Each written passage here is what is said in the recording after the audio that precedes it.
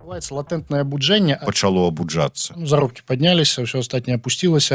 В Речи Посполитой короля избирали. У народе был Крым наш, вот он стал гарантом, и все, и проехали. Это не подчинение правилам, а покорность оккупантам. Достать стяг – это не достать мову. Мы будем говорить про национальную Мы идею. живем в мире наций. Место белорусов у сусвете. Циником выступаю здесь я. Идея X на Еврорадио. Усім прывітанне, в эфіры чарговы выпуск праграмы «Ідэя X». Праграмы, падчас якой мы працягваем шукаць, прамаўляць, намацваць беларускую нацыянальную ідэю. Як звычайна, вядучыя ў студыі Максим Гаруноў і Зміцер Лукашук. Наш сённяшні госць. Я доўга дапытываў, вот як распісаць там все пачэсныя пасады, дактарант, аспірант, прафесар. Сказаў, скажи коротко, заснавальнік BuyHelp Алексей Лявончык. Добрый день, Алексей. Добрый день. Прыемна бачыць, прыемна, што нарэшце сустрэліся. І вось я з гэтага моманта і пачну. Колькі я цябе памятаю, ты пастаянна па ўсім свеце. То недзе ў Кабуле, то недзе ў Лондоне, то недзе яшчэ па заграніцах і вот пастаянна, ўжо колькі гадоў так.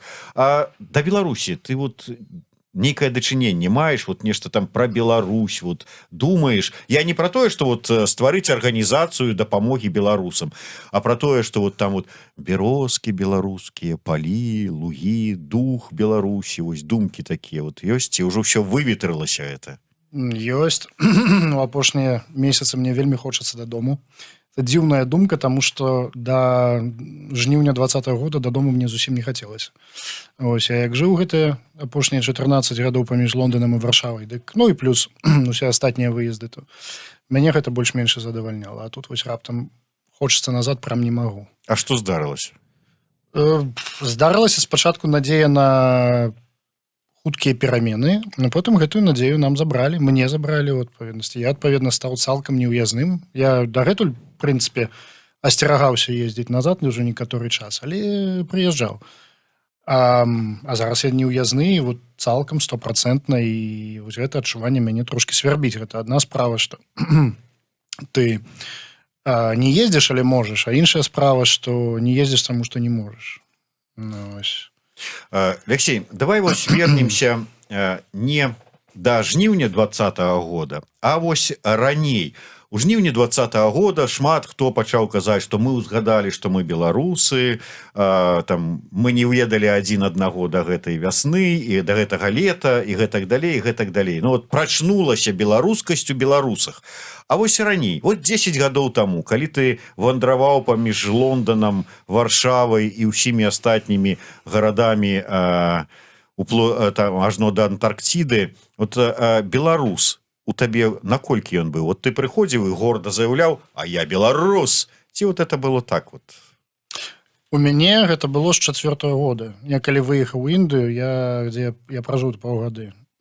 Я там адчуў сябе, што я з Беларусі. Не з Расіі, а менавіта з Беларусі. Не з нейкага там неакрэсленай такой дымкі тэрытарыяльнай. Не буду тут мацюгацца ў прямым эфіры, да, што вылезла нешта адкульсьці. А вось менавіта тое, што вось у мяне ёсць і геаграфічная нацыянальная ідэнтычнасць, ёсць цікавы зараз праект мову вывучыць. Я ж, в прынцыпе, мову так ведаў, але хто з нас, з мяне, у сэнсе з майго акружэння, ужывал до 2000-х мову, ну, мінімум, да. Я дагэтуль памятаю навіны, як у 2000-х за яе сажалі, дык нават не хацелася шабаць. Там на 15 падышоў да ментоў, запытаўся ў іх нешта па-беларуску. 15 сутак. Зараз гэта смешным кажацца, таму што зараз 15 сутак смешным кажацца, але тым не менш. Але, ну, вось менавіта з таго часу я адчуў, што да, мне вот так крута так адпачувацца, і нават пасля гадоў 5 я быў цалкам беларускамоўны. Потым гэта трохі папусцілася. Зараз я спакойна пераключаюся між 4. Ось, як мне больш залежыць ад акалічнасцяў. Але ідэнтычнасць не змянілася. Ну, я, правда, тут ужо настолькі даўно, што кажу у нас і на Польшу, і на Брытанію, і на Беларусь, але тут ад кантэкста залежыць. Тут не тое, што я сябе там палякам назову альбо там брытанцам назову. Але ты кажаш пра сваю ідэнтычнасць, што вось яна адчулася, паднялася, там нацыянальная ідэнтычнасць.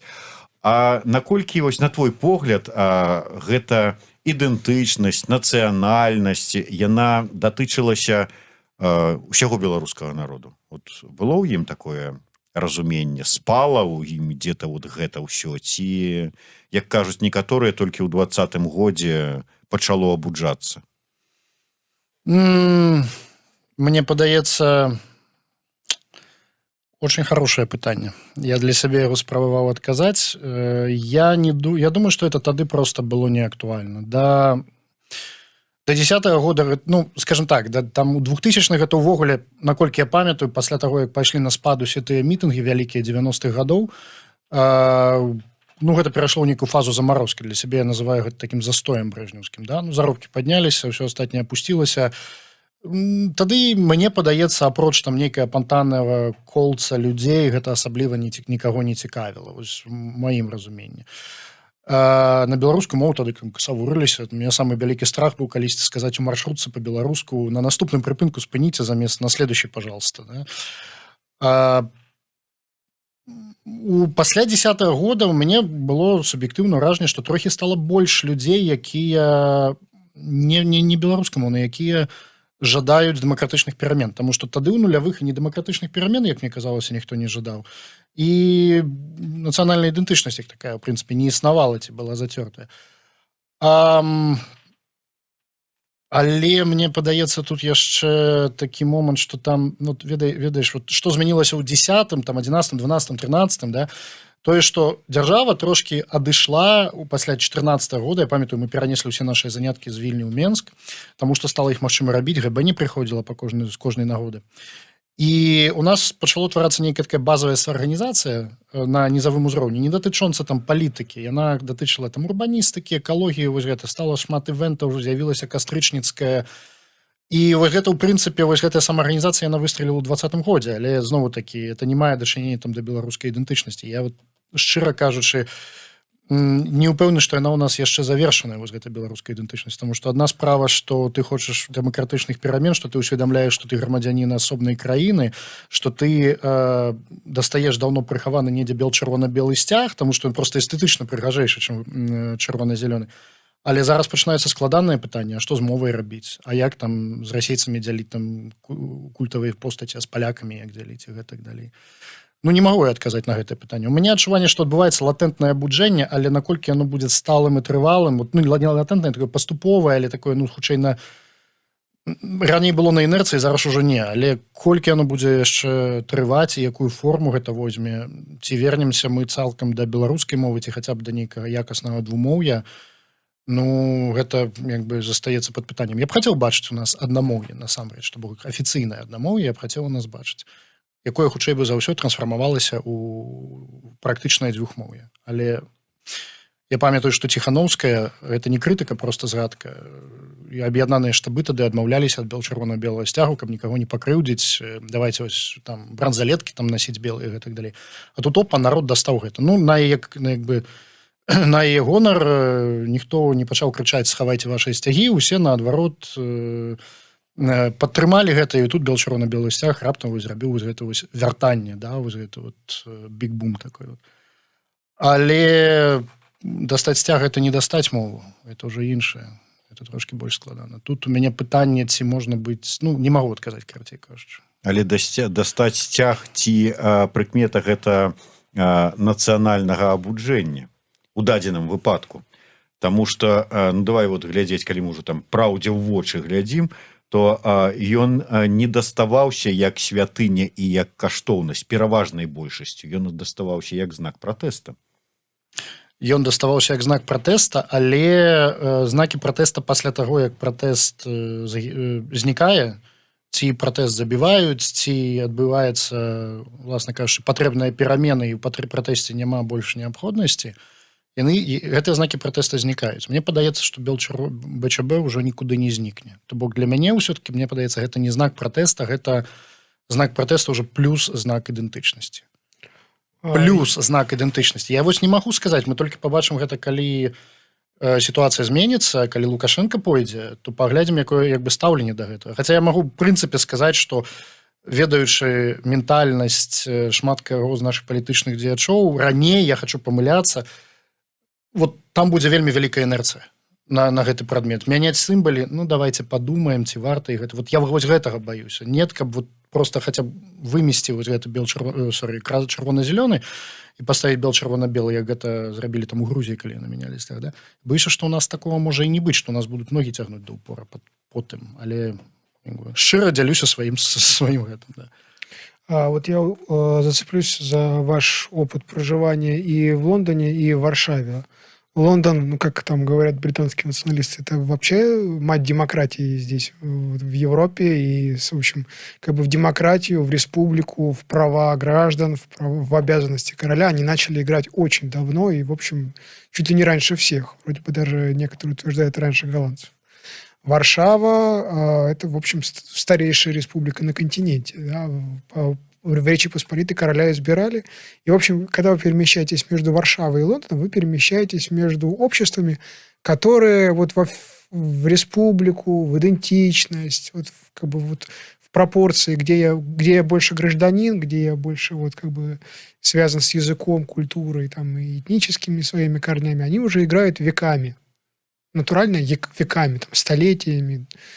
А вот Беларусь, она вот начала в это играть год назад, и, как вы говорите, она в это играет очень медленно, неохотно, очень осторожно, очень осмотрительно. Некоторые утверждают, что слишком осторожно. И вот как бы вот отсюда мой вопрос. Как вы думаете на нашем поколении, в общем, вот, или на поколении там, наших детей, ну, у кого они есть, Беларусь как-то вот станет более-менее прилично демократичной или нет? Ну, сколько ждать? Ну, чаму не? Ніхто не чакаў такого ўздыму, як адбыўся ў 2020 годзе. Этот взрыв, он был прям в самом деле большой. Ён быў вельмі вялікі. Я памятаю 10-й год, ну, я не беру 15-й годы, выборы 15-го году пад улік, таму што тады здарыўся Крымнаш, і Лукашенко, в прынцыпе, паехаў на гэтую такой, вот, мне падаецца, страху, што у нас тут пачнецца вайнушка, да, все-таки і у нас, мне падаецца, і не ведаю, як у палякаў, але у меня адчуванне, што таксама пасля таго, столькі людзей загінула ў другую светную, ну, гэта вось наратыў, абы не было вайны, ён, канешне, можна над ім там здзекавацца, як суатрыбута чаркі і шкваркі, да, але насамрэч гэта мае глыбокія гістарычныя карані таксама, да, то бок у 15-м не было выбараў, Лукашенко іх выйграў, таму што нацыя просто ў народзе быў Крымнаш, вот он стаў гарантам і все, і праехалі.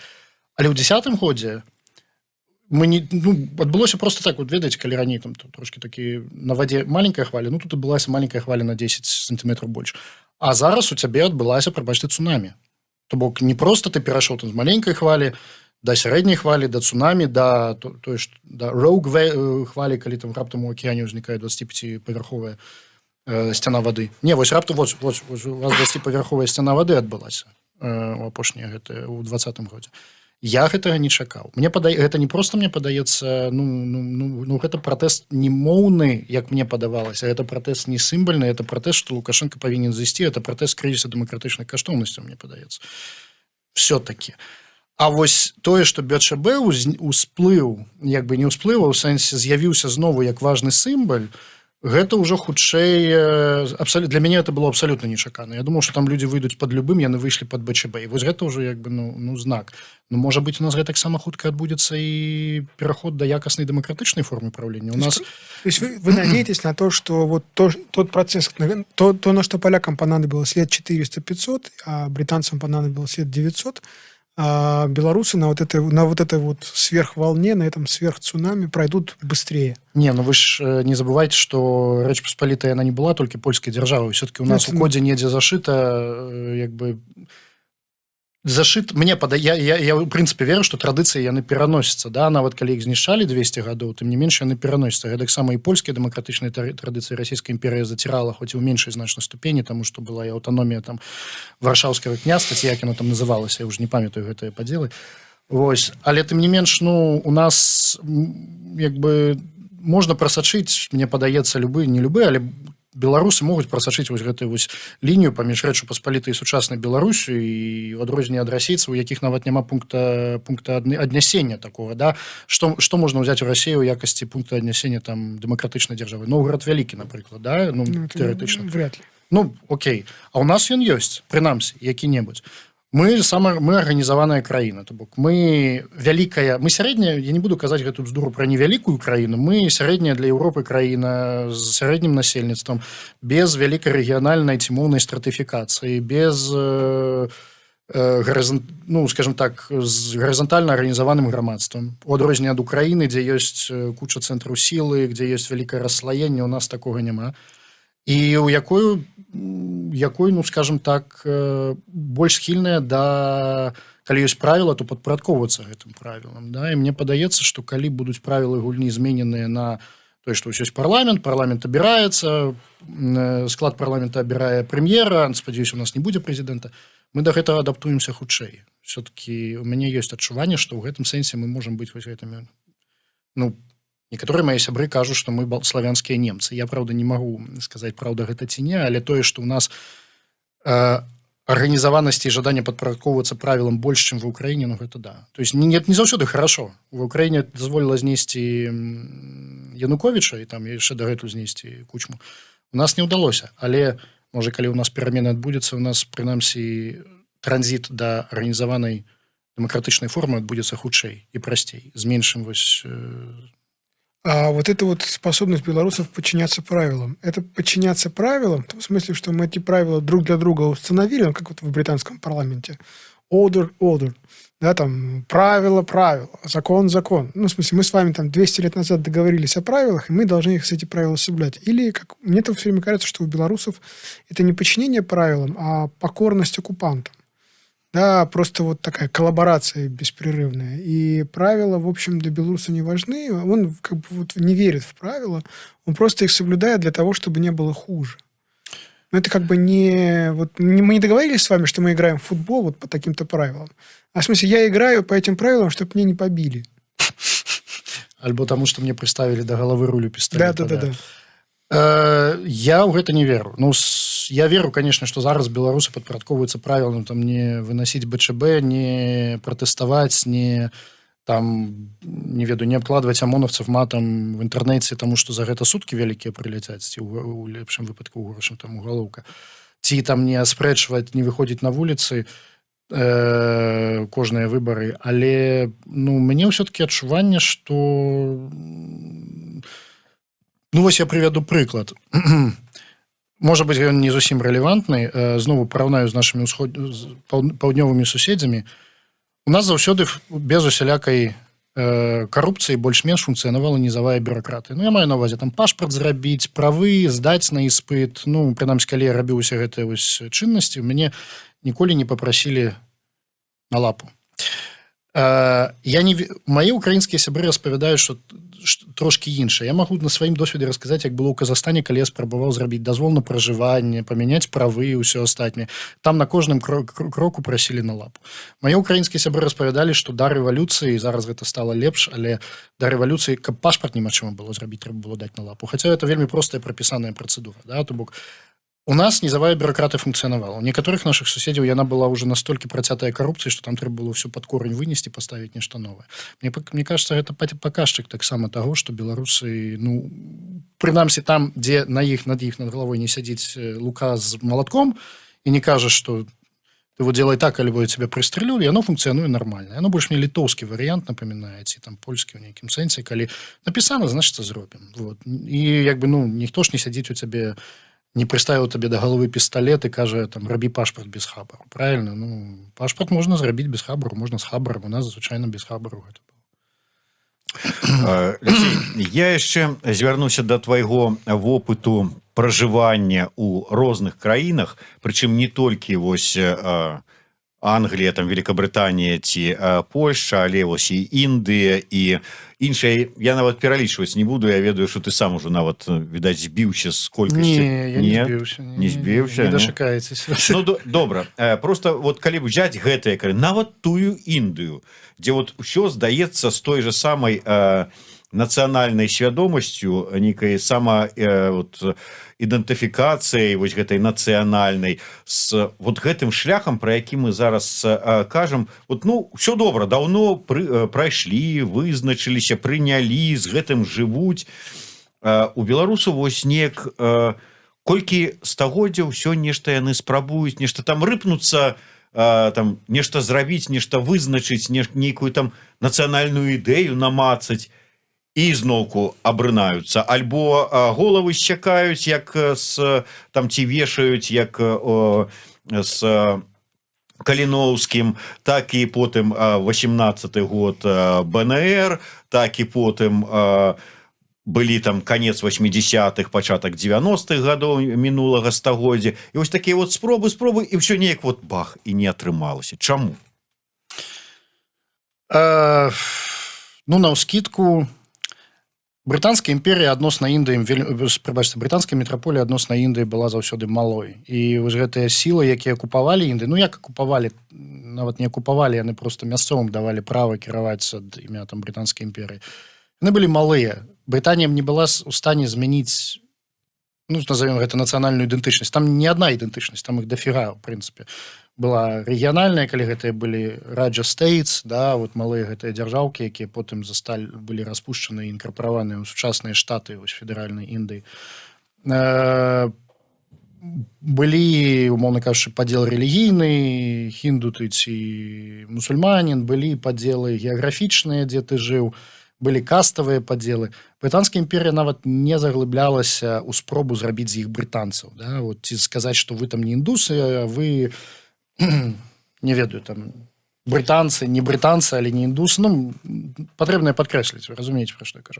А ў нас наадварот, у нас з боку імперія, якая магла ўсю Беларусь навадніць колькасцю людзей, расчыніць беларускамоўнае насельніцтва ці польскамоўнае насельніцтва, якое там, калі мова датычыць пра Польшу, якая дышла да Расіі падчас падзелаў Рэчы Паспалітай. То ж можна было просто навадніць. Ось як Кітай навадняе зямлю уйгураў, да, ці Тыбет кітайцамі. Расчыніць гэта, і табе нават рэпрэсіі не спатрэбіцца ў цябе праз 25 гадоў. Усе бацькі будуць пісаць заяву ў школу: я хачу, каб маё дзіцё вучылася не па-тыбецку, а па-кітайску. Да. І тое самае, мне падаецца, з Беларусю было апрацавана тое самае. Савецкі Саюз апрацоўваў тое самае. Загнаць сюды кучу людзей з іншых рэгіёнаў, якія не маюць дачынення да гэтай зямлі, не маюць тут каранёў. І бабах, у цябе праз 50 гадоў, умоўна кажучы, няма... Усе пішуць заяву: давайте вучыце маіх дзяцей на рускім языке, потому что этот ваш беларускі ніхто не понимает. То бок, у такім кантэксце, калі поруч з Беларусю стаяла там вялікая акупацыйная сіла, ну, я назову Расію, у гэтым сэнсе, як бы Расійская імперія, Савецкі Саюз, яны так себе паводзіліся. Гэта не Індыя. У Індыі брытанцы спрабавалі змяніць архаічную сістэму правіл, якія датычылі там сістэмы каст. Ну, не вельмі мне это ўдалося, але тым не менш. Яны спрабавалі неяк мадэрнізаваць грамадства, але яны на ідэнтычнасць не замахваліся ніколі, таму што ў іх не было сіл. І ў іх, зноў-такі, быў рацыянальны разлік. Калі вы зробіце вось гэтага там 500 мільярда, колькі іх там тады было, 200 мільёнаў, да? Брытанцаў, калі гэтыя ўсе брытанцы прыедуць на востраў, то у вас адбудзецца такая змена этна-палітычнага складу дзяржавы, што мама не гарюй. Яны павінны былі там сядзець асобна, карміць імперію, пачувацца ніжэйшымі в 19 стагоддзі, пачувацца там типа дожываёнцамі, як палякі кажуць, у 20 стагоддзі. Але гэта было раздзелена. А Расія мэтаскіравана спрабавала асіміляваць захопленыя землі. Гэта, мне падаецца, нацыянальная, ну, гэта мне падаецца асноўны такі вось вектор таго, што робіць Крэмль на сваіх тэрыторыях. То бок, я разумею, што ёсць заўсёды мовы як бы меншыя, мовы большыя, але мова можа паміраць натуральным чынам. У вас могуць быць усе абсалютна перадумовы для таго, каб гэтая мова ўжывалася. Напрыклад, ну, я нават не ведаю, які прыклад прывесці, але просто большая мова, яна больш прэстыжная. Да? Вот, як у Індыі да апошняга, там, да 70-х, ангельская мова лічылася настолькі больш прыемнай для вышэйшай касты, што размаўляць на хіндзі было, ну, для вышэйшай касты трохі ай-лай-лай. Вот. Больш за тое, нават дзелавых журналаў, часопісаў не было на хіндзі да 70-х, 80-х. А потым хіндзі стаў зноў папулярным. Ну, у сэнсе, ён ніколі не губляў сваіх пазіцый у грамадстве. Просто я кажу пра вышэйшую касту, вось там у іх былі досыць складаныя дачыненні. Дык вось, калі казаць, што беларуская як бы, мова можа сама адысці з ужытку, таму што там, хаця у цябе ёсць і школы і ўсё астатняе. А можна мову агрэсіўна просто вымятаць з ужытку, называючы яе недаразвітай, б'ючы па руках, за тое, што ты яе ўжываеш, не ведаю, закрываючы школы, забараняючы ўжываць. Это ўжо іншае, абсалютна. І вось тут як бы Беларусь зазнала такого прэсінгу з боку расійскай імперыі спачатку, а потым СССР, што я не віню беларусаў, што пасля такога, асабліва пасля СССР, калі вот выразана ўсю інтэлігенцыю, там амаль, ну, я не виню тым, што у нас праблемы моўныя, так сказаць. А чаму ты ўсё падводзіш пад мову? Мы кажам пра нацыянальную ідэнтычнасць і самаідэнтыфікацыю. Ну, таму што... А ўсё ўпіраецца ў мову ў гэтым выпадку? Можна гаварыць, ну, я не ведаю, па-руску, но з гонарам заявляць, што я беларус, а не гаварыць, што я рускі са знакам качества. Можна. І вельмі шмат хто робіць, і я таксама ўжо даўно адышоў ад гаварэння чыста па-беларуску, просто таму, што, ну, у мяне расійская мова знікала, яна мне была патрэбная, скажем так. І я не лічу людзей, якія размаўляюць па-расійску, я не лічу іх не патрыётамі, так? Просто гэта самы складаны, гэты фактор, гэта чыннік, паказнік нацыянальнай ідэнтычнасці, які складаней за ўсё апанаваць. Можна дастаць сцяг, можна вывучыць гісторыю, можна там цікавіцца гэтым усім, але вывучыць мову, гэта ўжо сапраўды ну, паказнік таго, што да, ты вось тут належыш. Як мне, як бы, гэта не кпіна ў бок людзей, якія не вывучылі. Просто я ведаю, што для мяне пачатак такі самаідэнтыфікацыі, як беларуса, пачаўся менавіта з таго, што я пачаў ужываць мову ў штодзённым жыцці. У 4-м годзе акурат у Індыі. Калі я паглядзеў, як яны там 3 мовамі жанглююць, мне гэта вельмі спадабалася. Лукашенко в истории Беларуси. Кто это? Вот что эта фигура значит? Матюгаться ж нельга, правда? Ну, даже давайте... Поскольку запись, а не прямой эфир, то нельга. Давайте так, не в истории Беларуси, а вот в истории развития Республики Беларусь, да, там в истории развития белорусской гражданственности, в истории развития белорусского языка, белорусской этничности. Вот что, кто это? Я б сказаў, кім ён не стаў. У яго быў шанец стаць першым прэзідэнтам, які сапраўды стварыў падмуркі вот этой вот незалежнай Беларусі. Калі б ён зышоў своечасова. Нават калі б ён зышоў, стварыўшы нейкую аўтарытарную мадэль. А своечасова это когда? Калі скончыўся яго другі легальны тэрмін у 6-м годзе, ну, умоўна кажучы. Я разумею, там ёсць пытанне, не разумею, ёсць пытанне легальнасці падаўжэння першага тэрміна з 5 до 7 год, які ён падаўжыў сабе рэферэндуму 96-го году. Але калі казаць пра 2 тэрміны, ну, у 6-м, напрыклад. Але у яго быў шанс застацца прэзідэнтам-заснавальнікам незалежнай Беларусі, калі б ён не плявузгаў увесь час пра Расею. Тое, што мы частка Расеі, што мы заўсёды будзем з Расеі, што мы хочам там, не ведаю, нейкі момант ён не казаў пра аб'яднанне, але ён быў прарасійскім, пакуль у яго быў шанец сесці на трон у Крымлі. Потым ён стаў антырасійскім, ці там, скажем так, не вельмі прарасійскім, але таму што яго просто пазбавілі гэтай магчымасці. Ён зразумеў, што калі ён не можа, як бы яму трэба тут заставацца і трымацца. І вот з таго моманту, калі ён пачаў трымацца пальцамі за трон, і ну, з таго моманту ён просто змарнаваў, як мне падаецца, гэты шанец. Таму што я просто скажу яшчэ апошні момант. У другой міжваенны перыяд усё, не знаю за Эстонію, але Літва, Латвія, Польша, это былі аўтакратыі. І нічога дзіўнага ў тым, што ў цябе пасля доўгага перыяда, там сказаць, адсутнасці нацыянальнай дзяржавы, першая нацыянальная дзяржава, першыя там 10 год атрымліваецца трошкі так шкараберт, як кажуць украінцы. Нічога дзіўнага, але не тады, калі гэта зацягваецца ў тое, што зараз зацягнулася. То бок для мяне асабіста ён застаўся чалавекам, які мог до 6-го года прэтэндаваць на тое, што ён нейкім чынам выкшталціў не ідэальную, не беларускамоўную, але тым не менш, ну, вот ён быў першым прэзідэнтам. Не то, што шмат там што зрабіў, ці што. У 14-м годзе ён, калі б ён зашоў у 19-м, ён бы мог спаслацца на тое, што ў 14-м годзе ён згуляў ролю міратворца і адсунуў трохі Беларусь ад Расіі за кошт таго, што яму было страшна, што калі Беларусь стане там занадта наблізіцца на Расію, з ёй здарыцца тое самае, што здарылася з Украінай, да, пачнецца. І яго выпнуць. Ясна, што ягоны як мне падаецца, ягоная пазіцыя адносна там аддалення тады ад Расіі была болей зрубіць сваю пасаду, да, калі ён зблізіцца занадта. Але не важна, што кіруе чалавекам. Галоўнае, што ў цябе адбылося нейкае там адсоўванне ад Расіі, нейкае там трошкі павелічэнне вектара ў знешняй палітыкі, трошкі сімвалічна, не кажу.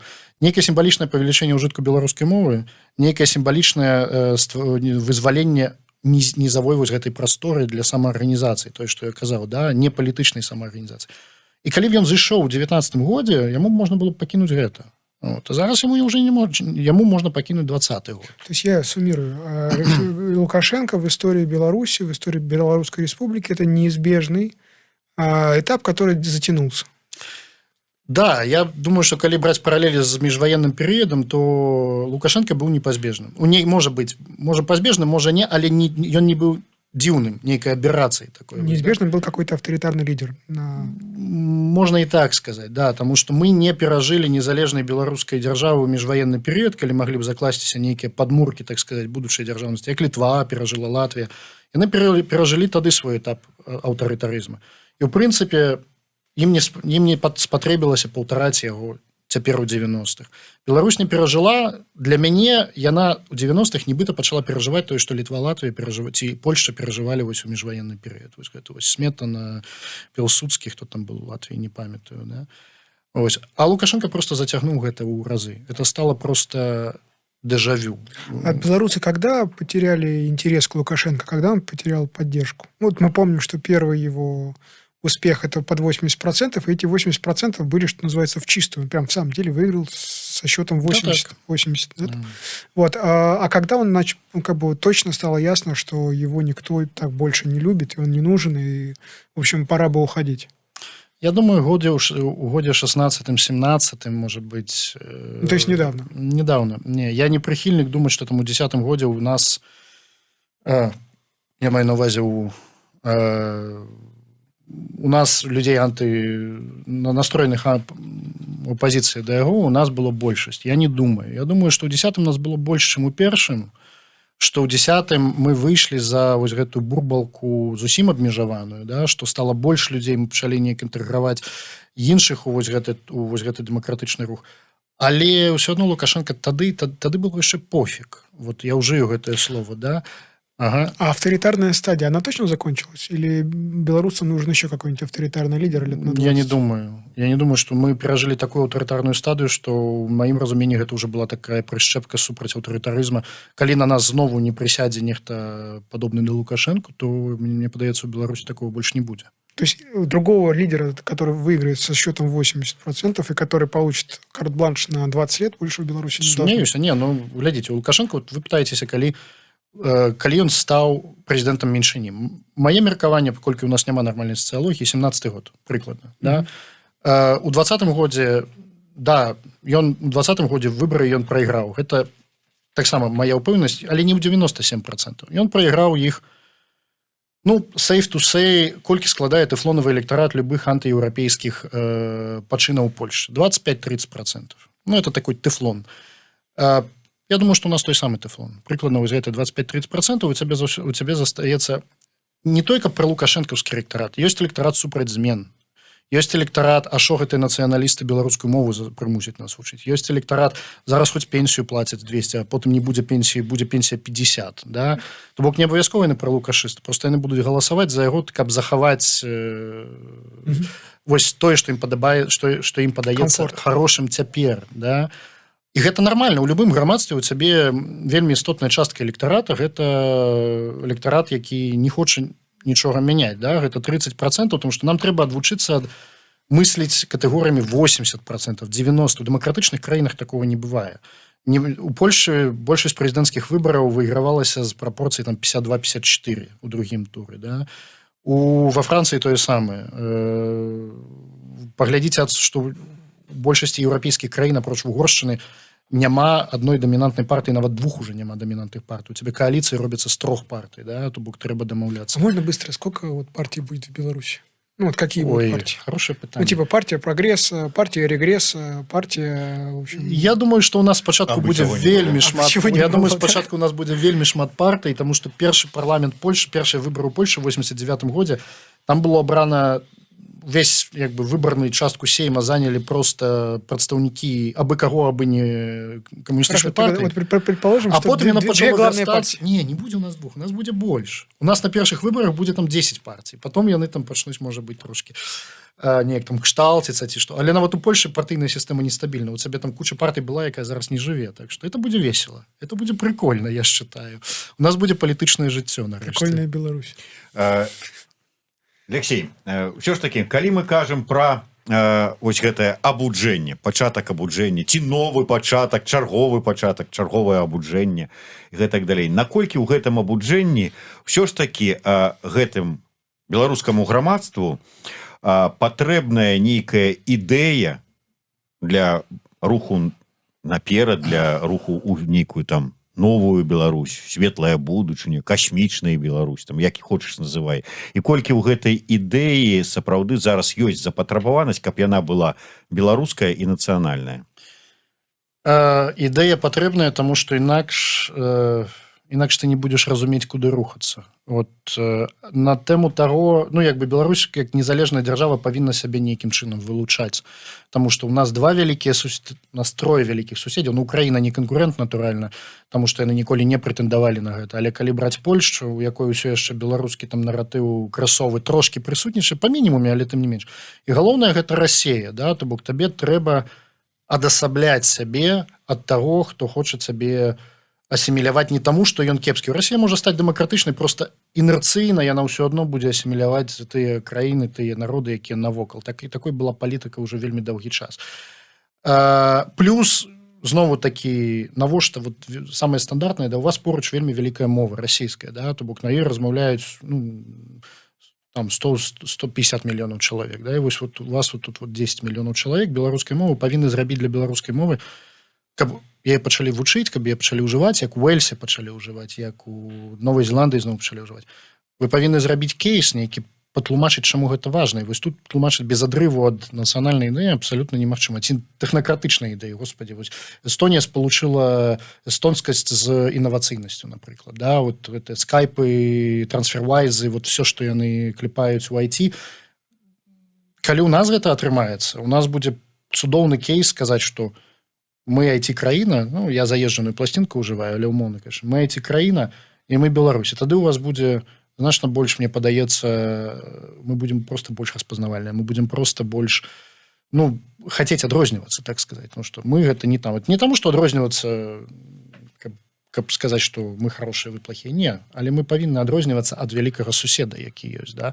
У Ірландыі ёсць мова таксама трохі падзапінана, але ў іх ёсць рэлігійная, в принципе, самораздел. У іх есть доўгая гісторыя супраціўлення Брытаніі, да, на якой будуецца нацыянальны наратыў.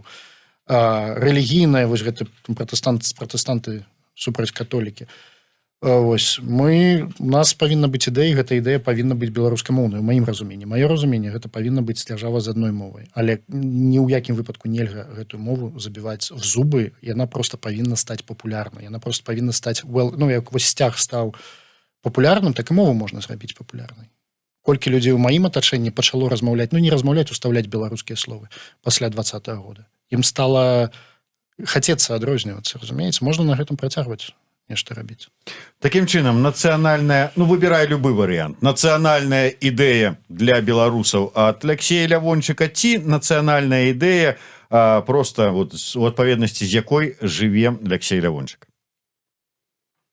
Ну, то есть, вот можешь прапанаваць усім, а можешь сказаць, што не, я не рашуся ўсім прапанаваць, але вот гэта моя ідэя. Ну, моя ідэя гэта нацыянальная дзяржава, у якой усе размаўляюць на 3-4 мовах, але пры гэтым біёдзяржаўная з'яўляецца беларускай. Я люблю шматмоўе, яно як бы узбагачае усяляк.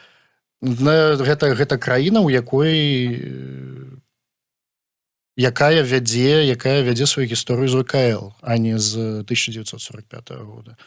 Гэта краіна, якая узгадала свае дэмакратычныя традыцыі Рэчы Паспалітай і ВКЛ таго самага. Гэта маё, як бы, тое, што я хацеў бы бачыць. Я гэта не навязваю, але я бачыў, як раптам у кожнага беларуса аказалася, што дома ляжыць БЧБ. Я аптымістычна думаю, што он першы, як бы, крок там уже где-то зроблен. схаваны у кожнага і Кожны статут княства літоўскага. Статут княства літоўскага это одна з самых распазнавальных рэчаў, калі апытаць чалавека, з чым вы асацыюеце беларускую гісторыю, не прыгадаюць ВКЛ і статут ВКЛ. Так што недзе ў нас гэта прыхавана, нам трэба гэта просто назад адкапаць. Нельга разарваць у нас быў перыяд, у нас былі 4-6 гадоў, калі у нас нармальна выкладалася беларуская гісторыя. У нас былі пункты аднясення ў гісторыі, дзе была дэмакратыя. Той ж самы перыяд ВКЛ, Рэчы Паспалітай, выбарнасці каралёў. Мне нават адзін знаёмы, чалавек, які ніколі ніводнага слова не сказал па-беларуску, я яго ведаў, пазнаёміўся ў тракце Байхелпа, калі мы разглядалі яго заявку. Ён неяк меня спытаў, кажу, а тебя выбрали на эту позицию? Байхелп, я говорю, нет. Он говорит, у нас даже королей выбирали, как тебя не выбрали на эту позицию. Так что памятаюць у нас гэта ўсё. За короля. За короля. Мова, гісторыя, дэмакратыя. Король. Мова, гісторыя. Без короля. Элекцыйный король. Не. Выборы, я не монархіст, я рэспубліканец. Выборы і ўсё. Я нават не разумею, навошта Брытаніі король, але ладно. Для красоты. Хай будзе. Хай будзе, да. Беларусаў радаваць. Дзякуй вялікі. Ну што ж, Алексей, на памяць пра нашу сённяшнюю сустрэчу у гэтай варшаўскай студыі яшчэ з Мінска прывезены кубачак ад праграмы «Ідэя X», ад Еўрарадыё і ад крамы з нацыянальным каларытам «Сымбаль Бай». Дзякуй вялікі. Алексей Лявончык, Максим Гаруноў, Зміцер Лукашук. Слухайце, глядзіце нас, вучыце мову.